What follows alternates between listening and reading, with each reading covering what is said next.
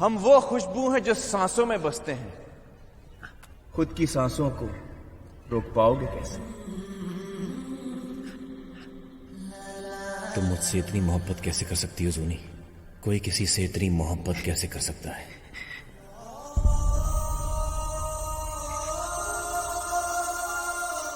मेरे और करीब मत आओ जूनी, ये तूफान तुम्हें तबाह कर देगा।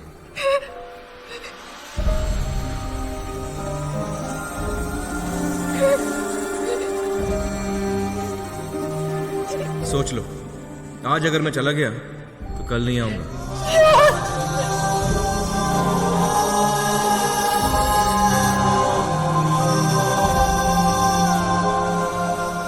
हम हैं ब्यूरो ऑफ मिलिट्री इंटेलिजेंस के प्रेमिसेस पर, लेकिन फिलहाल इस ब्लास्ट के बारे में हमें ज्यादा जानकारी नहीं मिल रही है। और अब हमारे साथ है एंटी टेररिस्ट यूनिट के चीफ मिस्टर सुशील रावत। रावत जी, इस ब्लास्ट के बारे में आप हमें क्या जानकारी दे सकते हैं? जब हमें और कुछ पता चलेगा तब हम आपको बताएंगे। लेकिन शुरुआती जानकारी कौन है इस ब्लास्ट के पीछे? That's all I can tell you now. ये मीडिया वाले 24 घंटे की चैनल खोल देते हैं, फिर न्यूज भरने के लिए हमारे पीछे पड़ जाते हैं। डोंट वरी सर, हालात अंडर कंट्रोल है। सर, इंटेलिजेंस एजेंसी रॉ से त्यागी को बुलाया गया है। त्यागी, अब हालात जाएंगे आउट ऑफ कंट्रोल।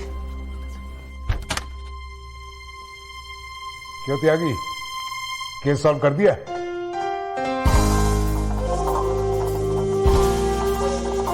तो तुम्हारी साइकोलॉजी वाइकोलॉजी क्या कहती है? ये उसी का काम है। किसका? किसकी बात कर रही हो? ये दोनों सच कह रहे हैं। इन्होंने उसे देखा भी नहीं। इन्हें सिर्फ इंस्ट्रक्शंस दी गई थी। इस ऑपरेशन के पीछे मास्टर प्लानर कोई और है। क्या उसका नाम और निकालने के बाद बताओगी? कौन है वो?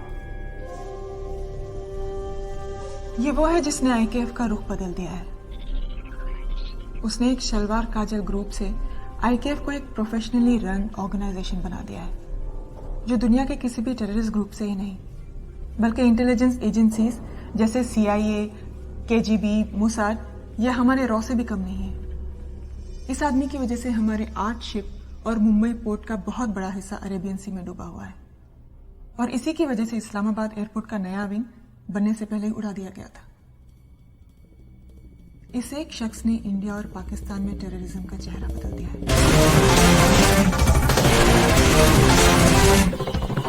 उग्रवादी के वो खूंखार चेहरे और खून से भरी आंखें कल की बातें हैं। ये आदमी सोचता है, प्लानर है। ना उसका कोई नाम जानता है, ना उसका अतीत।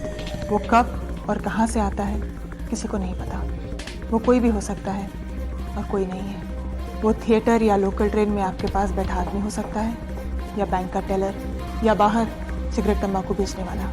वो बहुत इंटेलिजेंट है और बहुत खतरनाक है। हमें उसे ढूंढना ही पड़ेगा, क्योंकि अगर हमने उसे नहीं ढूंढा तो वो आतंकवाद को किस हद तक ले जा सकता है ये हम सोच भी नहीं सकते, क्योंकि हमारी सोच उसकी तरह है ही नहीं।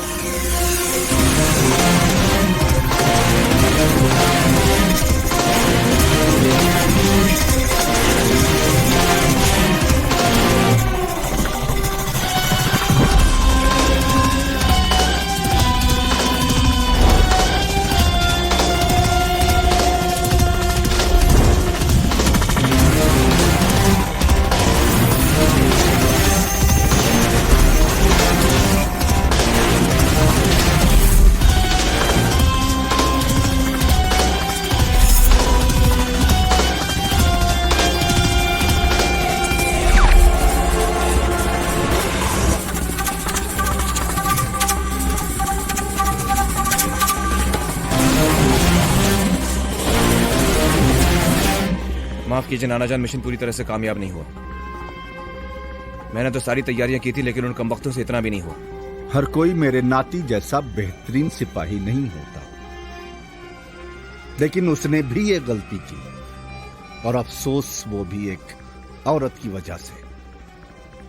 अजीब बात है कि तुम और वो भी सिर्फ एक लड़की की वजह। वो अब अल्लाह के पास है। अब मेरी बात ध्यान से सुनो। इस सिपाही के बारे में फिक्र करने की आपको जरूरत नहीं। मेरा ध्यान कल भी और आज भी हमारी आजादी पर ही है। मैं एक सिपाही हूं और कुछ नहीं। मुझे यही सुनना था मेरे बच्चे। मैं अब आपसे बैंकॉक वाले मिशन के बाद ही मिलूंगा। अल्लाह हाफिज।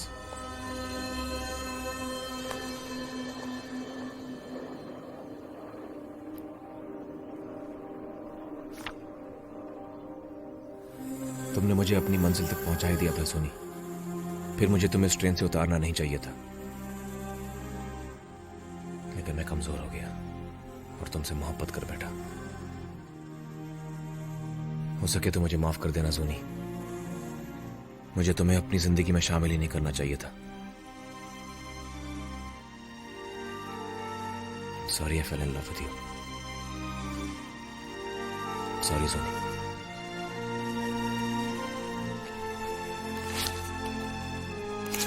खुदा हाफिज।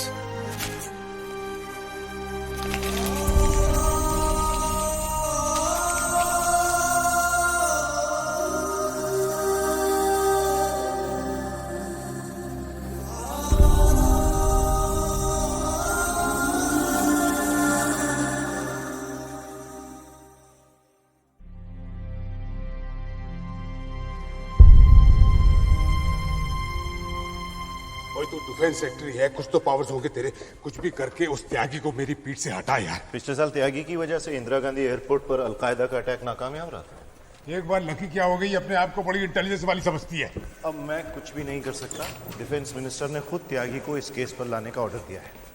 सर बस यूं समझिए कि कयामत आ गई है। प्रेस वालों को इसके बारे में बिल्कुल पता नहीं लगना चाहिए। इन आईकेएफ वालों ने तो जीना हराम करके रख दिया है सर। पहले राष्ट्रपति भवन के पास, उसके बाद कराची ऑयल रिफाइनरी, पिछले साल वो प्लेन हाईजैकिंग। अब हमें इंफॉर्मेशन मिली है कि उन्होंने पाकिस्तान, रूस और हमारे देश से न्यूक्लियर मिसाइल के पार्ट्स चोरी किए और अब उनके पास एक पूरी न्यूक्लियर मिसाइल है। भारत को कश्मीर से निकालने का यही एक तरीका है उनके पास। अरे जब 1947 में कश्मीर के महाराजा हरि सिंह ने इंडिया में शामिल होने का फैसला किया था, फिर अब ये सब क्यों? लेकिन उस वक्त कश्मीरियों से वादा किया गया था कि एक वोट या रेफरेंडम के जरिए उन्हें इस बात का फैसला करने का हक दिया जाएगा कि वो पाकिस्तान से जुड़े या इंडिया से, या फिर आजाद रहे। लेकिन वो मौका उन्हें आज तक नहीं मिला। किस रेफरेंडम की बात कर रही हो तुम? जब आधा कश्मीर पाकिस्तान के पास है तो कोई वोट या रेफरेंडम का सवाल ही नहीं पैदा होता है। रेफरेंडम अगर होगा तो पूरे कश्मीर में होगा, आधे कश्मीर में क्यों? मिस्टर रावत, अब ये बात इंडिया पाकिस्तान की नहीं है। आईकेएफ की मांग है कि इंडिया और पाकिस्तान दोनों कश्मीर को छोड़ दें। उन्हें अपना एक अलग मुल्क चाहिए, एक आजाद कश्मीर। प्लीज प्लीज, मुझे इंडिया, पाकिस्तान और कश्मीर की हिस्ट्री पता है। मुझे इस बॉम्ब के बारे में बताइए मिसेस त्यागी। ये बॉम्ब कितना पावरफुल है और हमें इससे कितना खतरा हो सकता है? पिछले कुछ सालों में मुंबई, ओक्लाहोमा सिटी, न्यूयॉर्क, बाली, मैड्रिड और लंदन में हुए ब्लास्ट में 15,000 से ज्यादा लोग मरे हैं और अरबों रुपए का नुकसान हुआ है। अब जो बॉम्ब उनके पास है, अगर वो यूज किया गया तो 50 लाख लोग मर सकते हैं। एक पूरा शहर तबाह हो सकता है और वो शहर हमारी राजधानी दिल्ली भी हो सकती है। इस बॉम्ब को हमें हर हालत में रोकना होगा। सर, लेकिन उनका ये बॉम्ब किसी भी काम का नहीं। क्या मतलब? हर न्यूक्लियर मिसाइल को ट्रिगर की जरूरत होती है। जब तक उनके पास ट्रिगर नहीं, तब तक उनकी न्यूक्लियर मिसाइल किसी काम की नहीं। जब तक ट्रिगर उनके पास नहीं, सिर्फ तब तक। सर, खतरे की कोई बात नहीं है। हमारे पास दिल्ली से बाहर अलग अलग मिलिट्री बेसिस में कुल मिलाकर 6 ट्रिगर्स हैं। राजस्थान, कच्छ, दार्जिलिंग, अमृतसर, लेह और कश्मीर, और सारे ट्रिगर सुरक्षित हैं। मुझे सारे ट्रिगर्स वापस दिल्ली में चाहिए। अगले 12 घंटों में सारे ट्रिगर्स आपको यहाँ दिल्ली में मिलेंगे। और मेरी बात पाकिस्तान के डिफेंस मिनिस्टर के साथ करवा। मैं उनके साथ यह इंफॉर्मेशन बांटना चाहूंगा। Yes sir. अगर हम उन ट्रिगर्स को प्रोटेक्ट कर रहे हैं तो आईकेएफ का वो मास्टरमाइंड हमारी सिक्योरिटी को तोड़ने की कोशिश करेगा।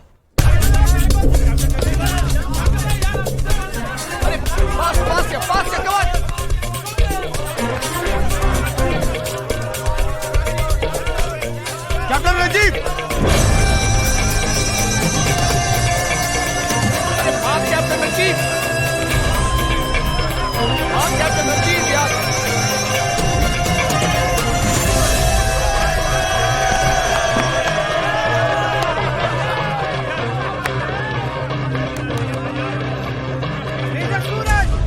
Major Suraj! Radio for you, sir! Coming! Yes sir, I understand sir. मेरी यूनिट हर मिशन में हमेशा कामयाब रही है सर, और ये ट्रिगर आप तक मैं खुद पहुंचाऊंगा। होशियार रहना, आईकेएफ हर कदम पर तुम्हारे पीछे होगा। अगर मौसम ठीक हुआ तो 3 घंटे में ट्रिगर आपके पास होगा सर। Over and out. जय हिंद। कैप्टन रंजीव, आज वो दिन आ गया जिसके लिए हर फौजी जीता है। उस दिन तुमने मेरी जान IKF से बचाई थी। आज हम दोनों को मिलके अपने देश को बचाना होगा। ये फौजी अपनी सरजमी के लिए जान देने और लेने के लिए हमेशा तैयार है sir. Get the boys ready, sir. एक खुशखबरी है, जल्द ही वो ट्रिगर हमारी हिफाजत में होगा। अल्लाह रेहान की हिफाजत करे। नारे तकबीर, अल्लाहू अकबर। Captain Ranjeev, thank you. Hi baby. मम्मा ठीक है, आप कैसे हैं? मम्मी बचाएगी देश को। आई नो आपको खीर नहीं कस्टर्ड खाना था, लेकिन अब दादी ने इतने प्यार से बनाया तो खा लो ना। क्या लाए हो, खीर या कस्टर्ड? कश्मीर से आने वाले ऑफिसर्स की लिस्ट हमने चेक कर ली है। All is okay sir. Okay कैसे नहीं होंगे, ये मेरे लड़के हैं। हिंदुस्तानी फौज के चुनिंदा एलीट अफसरों से बनाई गई है मेरी यूनिट। अच्छा, तो ये यहाँ है। कौन? जाट रेजिमेंट के इस ऑफिसर कैप्टन रंजीव की वाइफ ने रिपोर्ट किया सर। उन्होंने कहा कि उनके हस्बैंड ने 2 महीने से उन्हें कोई फोन नहीं किया। सर वो जानना चाह रही थी कि अगर हमने उन्हें किसी मिशन पर भेजा है। अरे ये बीवियां होती ऐसी हैं, वो भी खीर या कस्टर्ड लेकर उसके पीछे पड़ गई होगी, तो बेचारे ने तंग आकर घर फोन करना बंद कर दिया। उसने अपनी बीवी को 2 महीने से फोन नहीं किया। जरा मालूम करना, इसका आखिरी मिशन IKF के खिलाफ तो नहीं था? यस मैम, मेजर सूरज की रेजिमेंट को IKF ने घेर लिया था। एंड मौके पर कैप्टन रंजीव की रेजिमेंट वहां पहुंची और उन्होंने उनकी जान बचा दी। इस एनकाउंटर में जाट रेजिमेंट के सभी सिपाही शहीद हो गए थे, सिर्फ कैप्टन रंजीव ही बचे। ओह माय गॉड, ये वही है। हमें इसे रोकना पड़ेगा। जिन्हें मेरा दिल लुटिया ओहो, जिन्हें मैंने मार सुटिया ओहो। लगता है मैं बेस से कोई कांटेक्ट करने की कोशिश कर रहा है, लेकिन रेडियो सिग्नल बहुत ही वीक है। लक पतला बलोरी ओ द नैन नैन, कदी चुम के हुलारे ओ द लैन लैन, गल्ला कर दी शायद तो मिठियां। Alpha 1 to Eagle, do you read me? Alpha 1 to Eagle, do you read me? कमाल की चीज है ना यार, छोटी सी है लेकिन कितनी जाने ले सकती है। हमारी भी, इसे डिफेंड करते हुए। तो जान देने से कौन डरता है, लेकिन देश के लिए जान लेने में और ही मजा है सर। जान लेना चाहता है तू? तो ऐसा करना, अपनी बीवी के पराठे खिला दे। संतोष, संतोष, संतोष, अजय, अजस,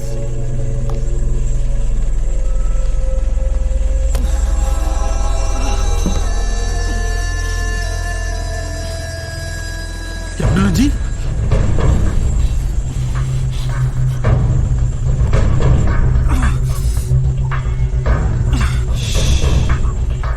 बहादुर सिपाही की मौत मर रहे हो तुम। जंग में जान देने वाले सिपाही को जन्नत हासिल होती है। खुदा हाफिज मेरे दोस्त।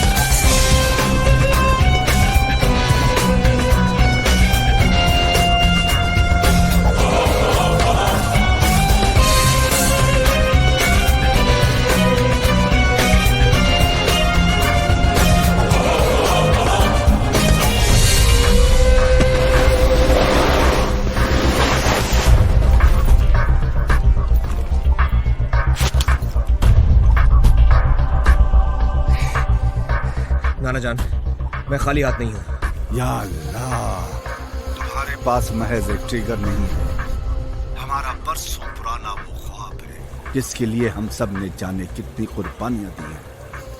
वो ट्रिगर अब तुम्हें हम तक पहुंचाना है, हर हालत में और हिफाजत के साथ। मरो या मारो। जी नाना जान, मैं 3 घंटे बाद आपको शिकारा 1 पिकअप पॉइंट में मिलूंगा। खुदा हाफिज। वो कोई एक्सीडेंट नहीं है आकाश, मेरा शक सही था। वो इस हेलीकॉप्टर में ही था। उस इलाके की सारी लाइंस जाम कर दो।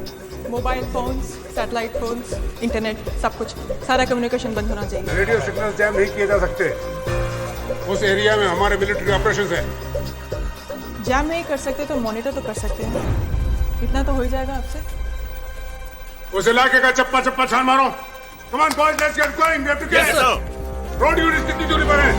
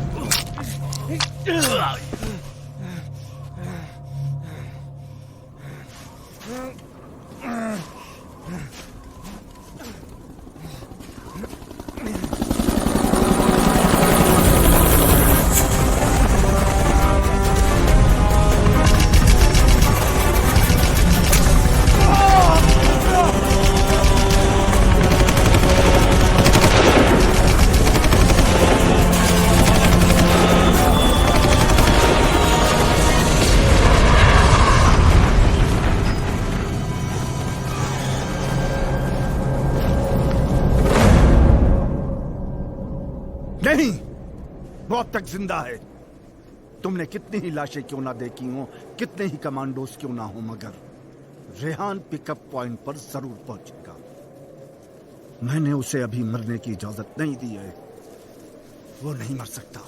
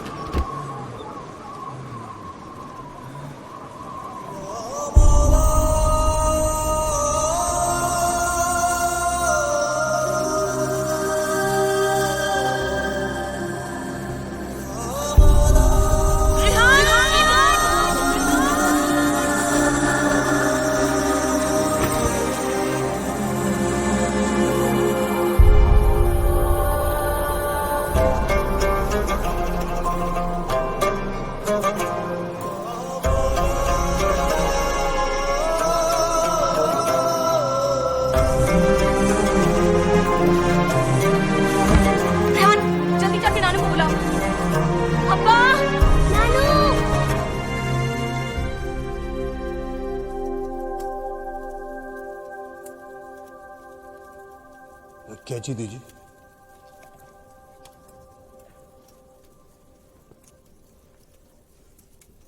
ये कौन है अम्मी? रेहान, हमें नहीं पता, आप वहां पे जाके बैठिए।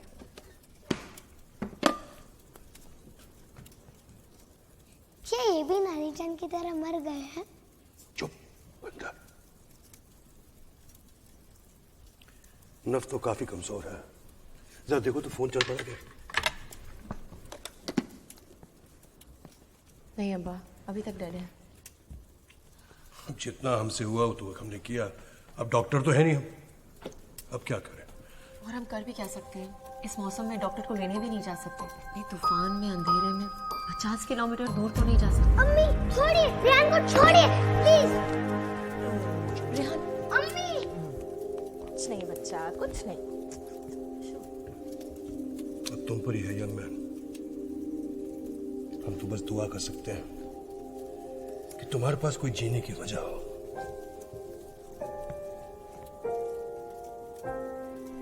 दो दिन लग सकते हैं, 2 हफ्ते लग सकते हैं। क्या मतलब है तुम नहीं बता सकते कि ये तूफान कब थमेगा? मुझे हर 1 घंटे की मौसम की जानकारी चाहिए। क्या तुम लोगों से कुछ नहीं होता? उसके मरने पर तब तक यकीन नहीं कर सकती जब तक उसकी लाश नहीं देख लेती।